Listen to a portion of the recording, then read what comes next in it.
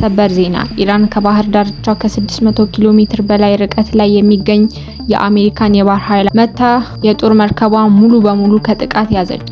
ኢራን የላቀውን የጂኤዲ 380 ባላስቲክ ሚሳኤሎችንና የታይላይ ስትራቴጂካዊ የክሩዝ ሚሳኤሎችን በመጠቀም ታይቶ የማይታወቅ የረጅም ርቀት የማጥቃት ችሎታ አሳይታለች። ይህም በክልሉ ውስጥ አስደንጋጭ ማዕበሎችን ልኳል።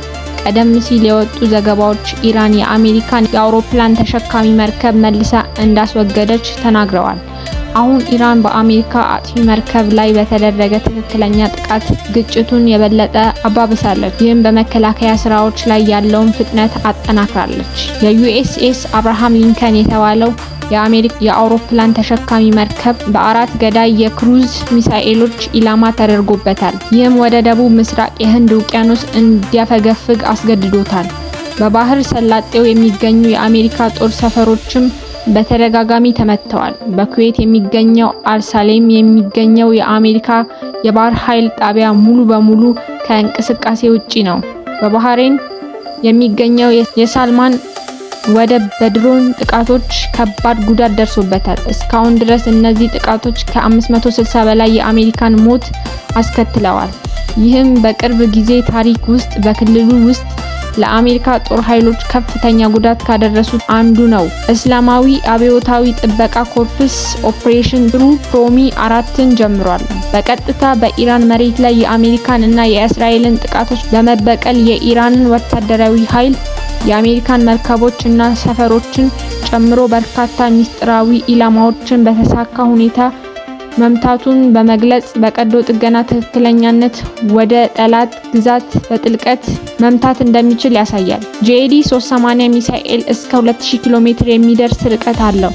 የታይላይ ክሩዝ ሚሳኤል ደግሞ 1000 ኪሎ ሜትር መጓዝ እና አቅጣጫውን በበረራ መካከል ማስተካከል ይችላል። ይህም በሩቅ ኢላማዎች ላይ በጣም ትክክለኛ መምታትን ያረጋግጣል። ያነጣጠረው የአሜሪካ አጥፊ በወቅቱ ከታንከር ነዳጅ እየሞላ ነበር። ይህም ስትራቴጂካዊ ከፍተኛ ዋጋ ያለው ኢላማ ያደርገዋል። በሁለቱም መርከቦች ላይ እሳት ተነስቶ ሰፊ አደጋዎችን በመቀነስ ከፍተኛ ጉዳት አስከትሏል። ኢራን ከኢራቅ የሚንቀሳቀሱ የኩርድ ተቃዋሚ ቡድኖችን ኢላማ አድርጋለች። በጦርነት ጊዜ ውስጥ አመጽ እንዳይነሳ ለመከላከል የፒዲኬአይ ዋና መስሪያ ቤትን እና ሌሎች ካምፖችን መታለች። ሪፖርቶች እንደሚያሳዩት ሲአይኤ እንደ የውጭ ጣልቃ ገብነት የምታየውን የኩርድ ኃይሎችን በማስታጠቅ ላይ ተሳትፋለች። እነዚህ ጥቃቶች የተሰላው ብሔራዊ ሉዓላዊነትን ለመጠበቅና የውስጥ ትርምስን ለመከላከል ነው። ጥቃቶቹን በባህረ ሰላጤ እና በሆርሙዝ የባህር ወሽመጥ ላይ ወደሚገኙ የአሜሪካን እና የእንግሊዝ የነዳጅ ታንከሮችን ይዘልቃሉ። ብዙዎቹም የሚሳኤል ጥቃት ከተፈጸመ በኋላ እየተቃጠሉ ነው። በባህሬን የሚገኙ የአሜሪካ ወታደራዊ ካምፖች በባላስቲክ ሚሳኤሎች ጥቃት ደርሶባቸዋል። ይህም በአዛዥ እና የድጋፍ ማዕከላት ላይ ከፍተኛ ጉዳት አስከትሏል። ይህ በእንዲህ እንዳለ የአሜሪካ ፕሬዝዳንት ትራምፕ በኢራቅ ውስጥ ካሉ የኩርድ መሪዎች ጋር ተነጋግረዋል። ሊሆኑ የሚችሉ የመሬት ስራዎችን በተወካዮች በኩል ያስተባብራሉ። እስራኤል ደግሞ የኩርድ ተሳትፎን ትገፋለች። የኩርድ ተዋጊዎች በኢራን ኢራቅ ድንበር ላይ ቁልፍ ተራራማ ቦታዎችን ይይዛሉ። ይህም ስልታዊ ጥቅምና ቀጥተኛ የአሜሪካ ወታደሮች ተሳትፎ ሳይኖር እንደ ተተኪ ኃይል የመስራት ችሎታ ይሰጣቸዋል።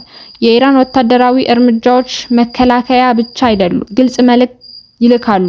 በኢራን ላይ የሚሰነዘር ማንኛውም ጥቃት ርቀት ምንም ይሁን ምን በሚያስደንቅ ትክክለኛ ጥቃቶች ይደርስበታል።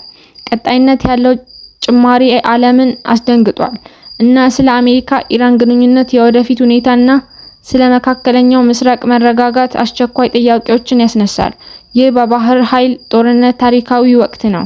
የኢራን ወታደራዊ ኃይል ተደራሽነት እና የመቋቋም አቅም ያሳያል። ኢራን ከባህር ዳርቻዋ በመቶዎች የሚቆጠሩ ኪሎ ሜትሮችን የሚንቀሳቀሱ ኃይሎች እንኳን ተጋላጭ ሊሆኑ እንደሚችሉ አረጋግጣለች። ይህም በክልሉ ውስጥ ያለውን ስትራቴጂካዊ ሚዛን እንደገና ይቀይራል። ግጭቱ በፍጥነት እየተባባሰ ነው። ዓለምም እያንዳንዱን እንቅስቃሴ እየተከታተለ ነው። በቀጣይ ቪዲዮ እስከምንገናኝ ላይክ፣ ሼር፣ ሰብስክራይብ ማድረጋችሁን እንዳትረሱ።